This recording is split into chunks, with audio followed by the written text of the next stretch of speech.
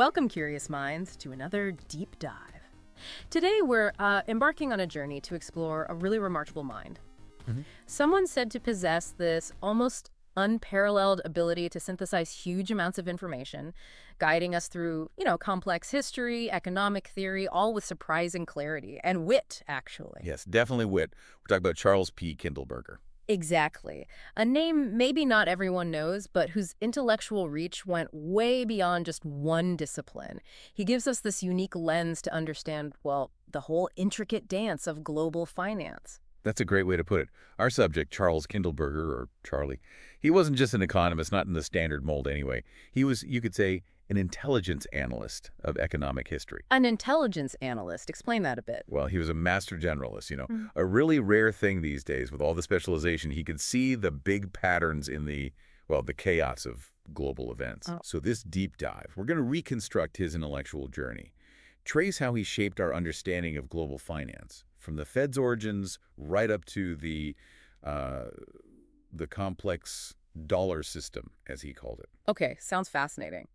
So let's set the stage. Our mission here is to pull out the really key insights from a major biography that's Money and Empire, Charles P. Kindleberger, and The Dollar System by Perry Mehrling. A fantastic book. And we're also drawing on Kindleberger's own writings, his life experiences. Basically, we want to give you a shortcut to getting up to speed on how international money evolved, the forces shaping global economic stability. We'll look at his unique viewpoints, some surprising insights, and why his work is still so relevant today. It really offers a framework, I think, for making sense of our, let's face it, pretty complex present. What's really compelling, I think, is how we'll trace his path.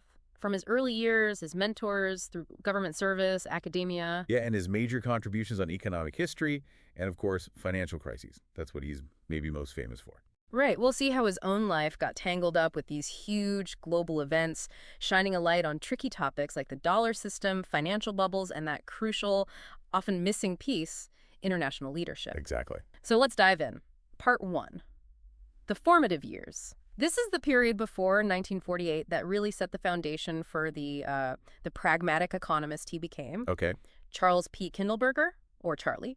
Born 1910, his father was a successful lawyer, initially hoped Charlie would follow him into law. Right, the classic path. But his upbringing was shaped by, Emersonian ideals, self-reliance, plain living, high thinking, and also Watson behaviorism, which was big then. Interesting mix. Emersonianism, that's about intuition, independence. Yeah, individual spirit. And Watson behaviorism is more about how environment shapes you, that behavior is learned. So quite different influences. Right. And this blend gave him this fierce independence, even though the family finances were, let's say, irregular, often living on store credit. Really? Despite the father being a successful lawyer? Apparently so. His mother, interestingly, seemed pretty unfazed by debt. Maybe that subtly shaped his later view of credit, not just a liability, but a flexible tool. That's plausible. An early psychological imprint, perhaps. But his time at Kent School, from 1924 to 29, that seems really crucial. Yeah, tell us about Kent. Well, it forged his character, definitely. But it also gave him this incredibly practical understanding of finance. Very young. Kent was isolated, like a ship at sea. Very strict discipline, daily chapel. Compulsory chapel. Yes. Yeah. And the headmaster, Father Sill, was this mesmerizing figure. Charlie remembered him ranting and raving. Sometimes for group punishments, he'd make the whole school run laps around a pond. Wow. Collective responsibility, early lesson. You got it. But here's the really fascinating part for our story. The internal payment system. Ah, yes, run by the students. Entirely. No cash allowed on campus, everything done by writing checks. This hands-on credit system was incredibly formative. There's a great anecdote. The paid to Jesus Christ check. Classic. A student writes this for a chapel offering.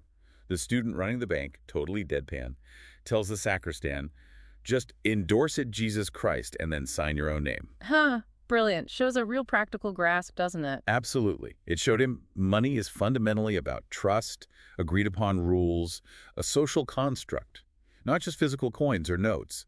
You learn that by doing it. That kind of practical learning sticks. So before university, he got some real-world exposure, too. He did. Summer of 29, he worked as a cadet on the SS California. Passenger ship, New York, San Francisco, stops in Cuba, Panama. A bit of seafaring adventure. Right. And it sparked his interest in international economics. He started testing theories against what he saw. Heard agitators talking about unemployment, Russia versus the U.S. And he challenged them, even then. Yeah, with empirical points. Argued a country under construction, like Russia then, naturally has more work than one built up. Yeah. He also pushed them on why this depression felt different. They said it was international. Suggesting a different kind of problem, a different solution needed. Exactly. It expanded its horizon beyond just the U.S. economy very early on. Planted those global seeds. So fast forward a bit, summer 32. He's at a crossroads. Yeah, a tough time. He felt depressed. His grand life plans hadn't worked out. Living at home, arguing with his parents about the depression. He even voted socialist that year. He did. Norman Thomas said he saw little difference between Hoover and Roosevelt's approach to the crisis. First time he really faced needing to make his own way financially. Consider banking. Law. Foreign banking didn't pan out. Law seemed like fighting over spilled milk, dealing with the past, not the urgent present. Economics, though, that felt like engaging with the world's big problems. And then his fraternity helped out. Right. Columbia chapter offered him money for grad school if he lived in the house. He jumped at it, chose economics over law. And his term paper topic. The discount rate in Federal Reserve policy, 1927-1933, shows that early focus on central banking. It stuck with him. Which brings us neatly to his intellectual foundations, the mentors who shaped him. Absolutely key. Every thinker builds on others. For Kindleberger, these figures were pivotal. Let's start with H. Parker Willis at Columbia. Sounds like a major influence. Huge. Charlie became his protege. Willis was one of the main architects of the Federal Reserve back in 1913. He taught Charlie about that long, hard fight for domestic monetary reform in the U.S. Unifying all those regional systems into one Fed. Exactly. And that struggle directly inspired Charlie's own huge ambition. Do for the world system what Willis did for the U.S. Knit together all those national sovereignties into one coherent international whole. Wow. That is audacious. And Willis had specific concerns about the Fed itself. He did. He worried about the credit debauch of the 1920s. Too much easy credit-fueling speculation, not real business. Right. He blamed the Fed's shift away from self-liquidating bills loans for actual trade, like financing crops, that pay themselves back toward shiftability. Shiftability meaning? Assets that were just easy to sell, even as speculative, like stocks. Willis saw this linking commercial banking dangerously to the stock market. He thought it was deliberate Fed policy that led straight to the banking collapse. A timeless warning, really, prioritizing tradability over productive use. Precisely. And Willis helped draft Glass-Steagall in '33 to separate commercial and investment banking. It was his attempt to adapt the old real bills doctrine, only lend against real goods for the U.S., trying to restart the Fed on sound principles. That left a deep impression on Charlie. Then there was James Angel, his international economics teacher, ironically his worst grade. Haha, yes. But Angel still sparked Charlie's feeling that international economic theory does not fit the facts. He wanted a new theory based on la situation actuelle, the current reality. And they disagreed on a key technical point, balance of payments. They did. Angel focused on gold flows, the standard view then. Charlie, learning from Willis, insisted it had to be gold flows plus or minus short-term capital movement. Why the difference? Because Charlie saw the international monetary system as fundamentally a payment system, like a giant bank, not just a gold ledger. Those short-term capital flows were part of how payments were settled, how equilibrium was maintained. It's balance sheet thinking. That's a big conceptual leap, seeing capital flows as integral, not just disruptive noise. Huge. It let him see the system as dynamic, interconnected, like a global bank managing flows. Still a relevant insight. And Angel was an internationalist, disappointed by the U.S. staying out of the League of Nations. Deeply. He focused on those post-WWI debts, the Dawes and Young plans.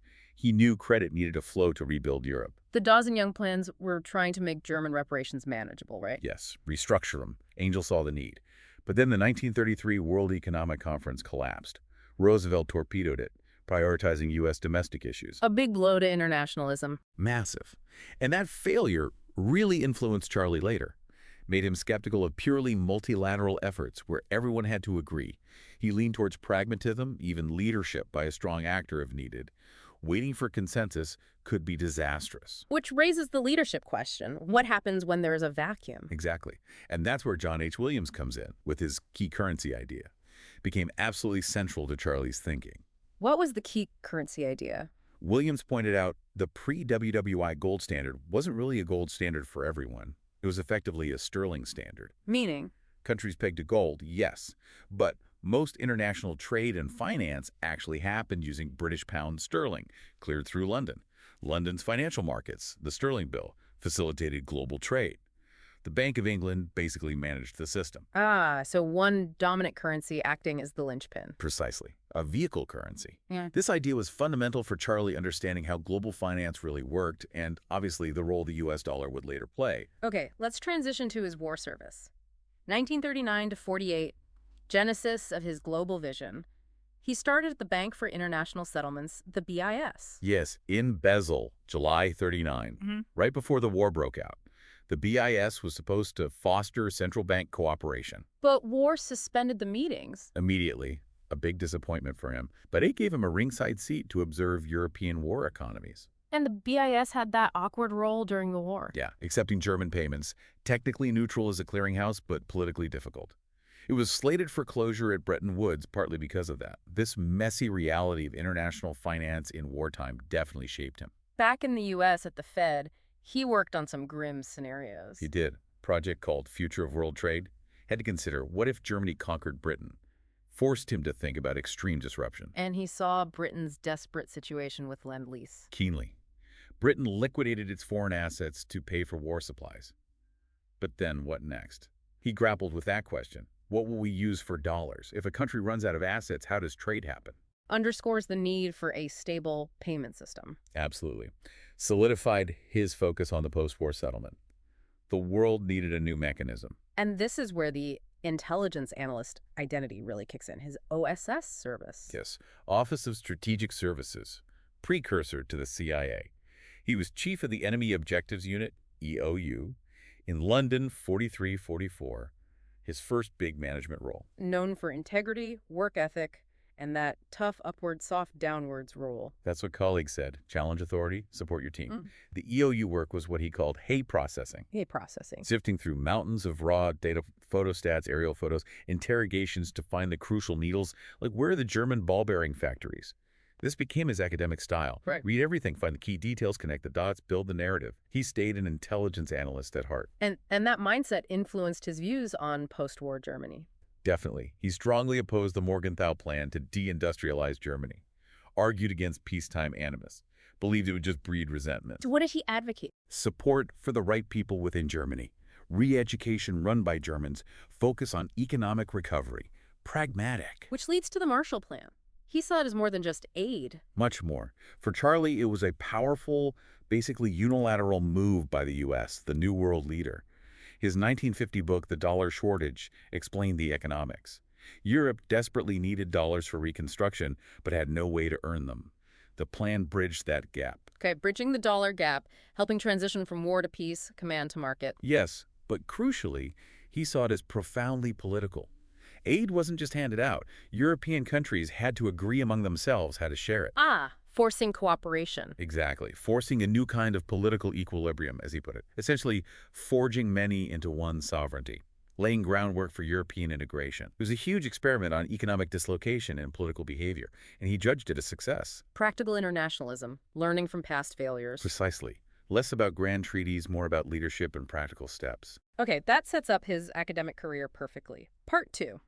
The MIT years, 1948 to 1976, building the dollar system analysis. Right. He arrives at MIT in 48, age 38. His first academic job, believe it or not. And MIT economics was like a startup then, very quantitative. Yeah, pioneering mathematical statistical methods, Yeah. very trendy. But Charlie, he stuck to his pragmatic empirical roots, history, observation. He never fully switched to the mathy style. His role was teaching international econ, advising grads. And producing research. He embraced Sitzfleisch, just sitting and working for hours. Famous for working in his old house, even in a converted chicken coop, banging away on a manual typewriter. A different era of scholarship. Definitely. But then something devastating happened that really shaped his academic path. The loss of his security clearance. Yes, in 1951, McCarthy era. Guilt by association with someone accused of communist ties. Charlie himself had no such leanings, but it didn't matter. And that cut him off from government work. Completely. Severed his plan to bridge government and academia. He called it the loss of the hay supply, his direct line to real-time government intelligence. So he had to find a new source for his empirical work. Exactly. It pushed him definitively towards deep empirical historical research. Books like terms of trade, economic growth in France and Britain, it solidified his path as a historian, maybe differently than he'd planned. Fascinating how adversity shaped him. And he focused this historical lens on the dollar system. He did. That 1950 book, The Dollar Shortage, wasn't just about the Marshall Plan.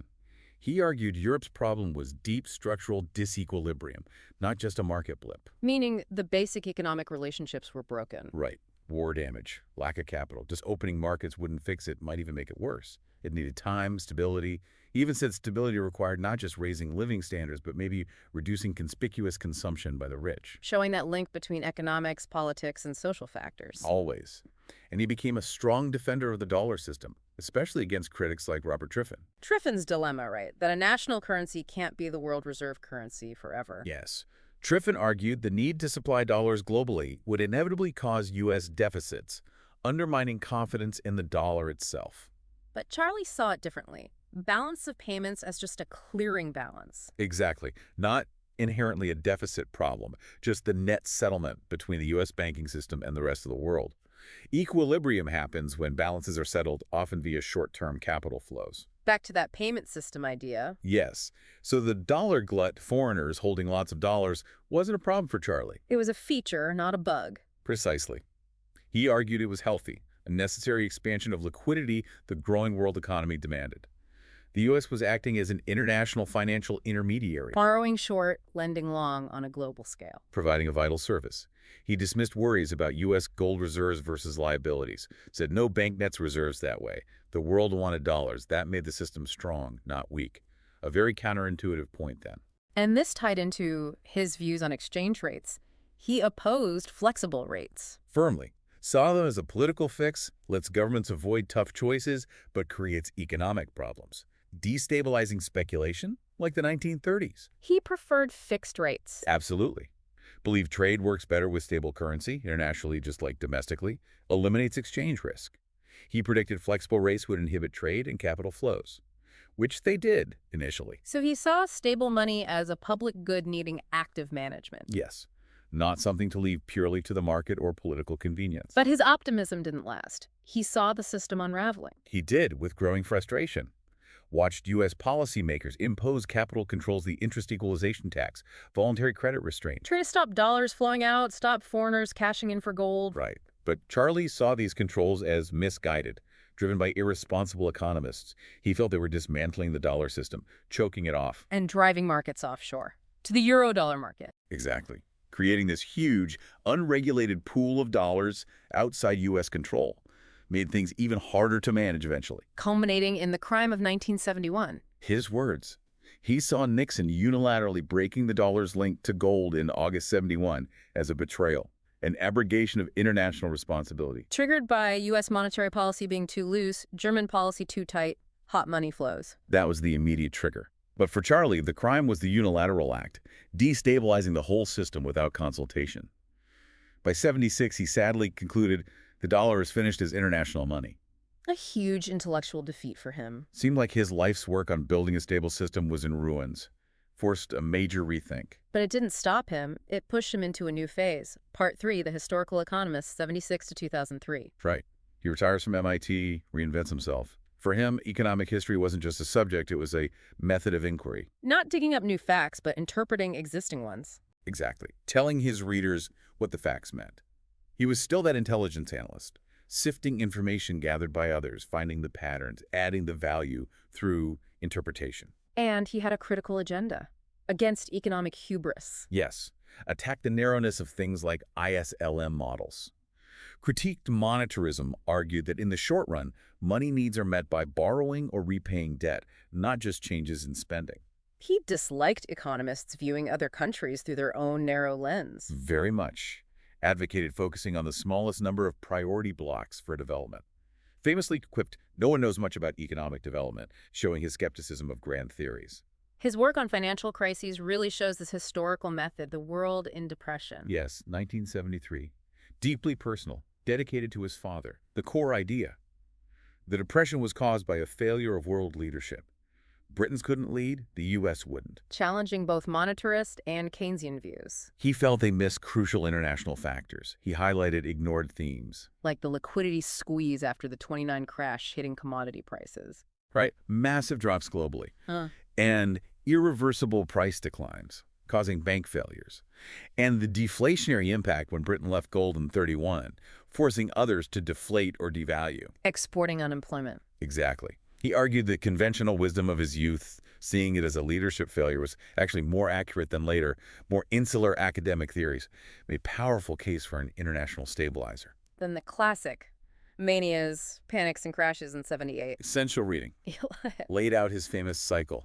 Displacement, war, new tech, new credit source. Starts it. Creates new profit opportunities. Leads to mania, a speculative bubble fueled by easy credit. Prices detach from reality. And distress and potentially panic. Right. Bubble bursts, credit contracts sharply, panic selling, bankruptcies, the crash. And the crucial role of the lender of last resort. Absolutely central. Crises, he argued, are opportunities for central banks to intervene forcefully, provide liquidity to solvent but illiquid institutions. Preventing a meltdown. Yes. He saw it not as encouraging bad behavior, moral hazard, but as enabling risk-taking and growth. Without that backstop, finance freezes up. And this raised the big question after Bretton Woods collapsed. Was there an international lender of last resort? He worried countries would just shrug off responsibility like in 1931. A huge concern for him. So given these strong views, was he an ideologue? What he fit? Not really an ideologue. He held a pragmatic middle ground. His view: markets generally work, but occasionally they break down. When they do, they require government intervention to provide the public good of stability. So markets are good, but fragile. Exactly. Not a pure free marketeer, not a constant interventionist. He differed from Minsky, another crisis theorist, by focusing more on speculative price bubbles and capital gains losses, not just business profits. Credit stability for him was essential for development, and it needed active management. This all flows into his magnum opus, A Financial History of Western Europe, 1984. His masterpiece, really a culmination. Unique structure, too. Starts with theory on money, banking, finance derived from history. Theory grounded in facts. Then applies it to historical narratives. The interwar period, post-WWII, stuff he'd lived through and wrestled with, trying to make sense of a century of European finance. Central theme. Banking and the state are the prime movers. Yes, driving innovation and stability. He explored the alchemy of deposit creation, the hierarchy of banks, the dual role of central banks. And he challenged Gerschenkron's thesis about banking driving late industrialization. He did. Looked closely at examples like France's Credit Mobilier, found it didn't lend much directly to industry. Provocatively concluded France lagged Britain by 100 years in finance, hindering its development. So banks weren't enough. You needed the right environment. Exactly. An adequate socio-political matrix, laws, rules, trust. And war again as a major displacement. Consistently. Cutting old ties, creating new capital flows, leading to booms and busts. He revisited those painful post-WWI lessons. Flawed reparations, failure of debt forgiveness, Britain's return to gold at the wrong rate. All symptoms of failed leadership and cooperation. He stated bluntly, central bank cooperation, never deeply rooted, wilted. The system collapsed under the strain of the Depression because leadership failed. And the book has personal reflections on the post-WWII era. Very much so. The German currency reform of '48, one of the great feats of social engineering, though he regretted the incomplete wealth levy. The Marshall Plan as extending the key currency idea, integrating Europe into a dollar system. And his core analytical framework evolved. Banking as payment system plus the dealer function. Yes, the payment system idea from Willis remained key, but the importance of the dealer function market making became clearer. His early work showed, no market makers, no markets. You need those intermediaries taking risks. So the whole book tells a story of Darwinian coevolution. Powerful concept. He saw the integrated world market and the international lender of last resort evolving together through trial and error, boom and bust. Each crisis forced adaptation, a dynamic historical process. Which brings us to part 4, his lasting legacy. Leadership muddling through his unique mind. Right. His AEA presidency in '85 gave him a big platform. His address. International public goods without international government. Yes. Urging economists and political scientists to talk to each other again. A theme since the '50s for him. Economic problems need political solutions, and vice versa. And this is right after the Plaza Accord. Good timing. Plaza Accord, where the G5 agreed to depreciate the dollar. He saw it, hopefully, as renewed American leadership and policy coordination. Active intervention for stability. He thought it took world depression off the table. For a while, yes, because the G7 central banks committed to supporting the dollar. That, for him, was the international lender of last resort function, working collectively. But the hope faded. He saw U.S. decline. He did. Later saw American decline, a consequence of aging. U.S. less willing or able to lead, like Britain in '31. Plus, a rise in nationalism globally. His point about the ideal economic area being the world, but the optimum political area being smaller? Crucial tension. Leads to underproduction of global public goods like stable money and overproduction of neo-nationalism. He looked for a middle way, federal functionalism, cooperate on specific functions without full political union. Which leads to muddling through. Yeah, he saw the dollar becoming this offshore eurodollar, an unmanaged standard. The political problem? How to bring it under collective management. But he thought the system survived. It did, even expanded. Because central bank cooperation put a floor underneath the muddle. Things like FX swap lines between central banks acted as a backstop for private markets, informal stability mechanisms. So his prediction was just muddle, proceeding as the way opens. Pretty much. No grand design. He knew the goals better than the path. Pragmatic acceptance that ideal solutions might not be politically possible.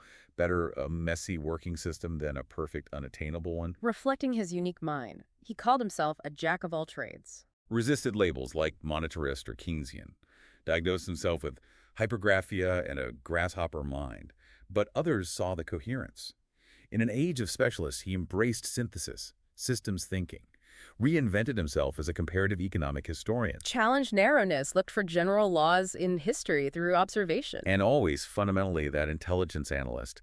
His gift was curiosity, exhaustive research, cross-checking, finding that needle in the haystack, the telling detail that makes it all click. It's about finding the hidden connections. Exactly. And his leadership style was well disguised. Students found him difficult at first. Often, yes. Rambling lectures sometimes, but later realized they learned more from him than anyone. He was principled, not driven by ambition.